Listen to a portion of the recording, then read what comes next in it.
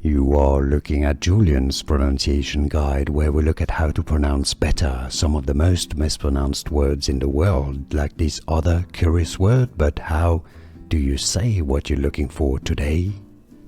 We are looking at how to pronounce this name, as well as how to say more interesting but often confusing names, including French names that many get wrong, so make sure to stay tuned to the channel. In French, for reference, it is said as Pierre de Coubertin, the former president of the International Olympic Committee. Pierre de Coubertin. You could say it in English, Pierre de Coubertin. From French, Pierre de Coubertin.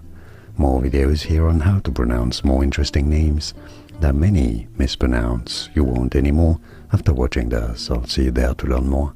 Thanks for watching. Here are more videos on how to pronounce more confusing words and names too many mispronounced. Like this video if you found it useful. I appreciate your support. I'll see you soon and thanks for watching.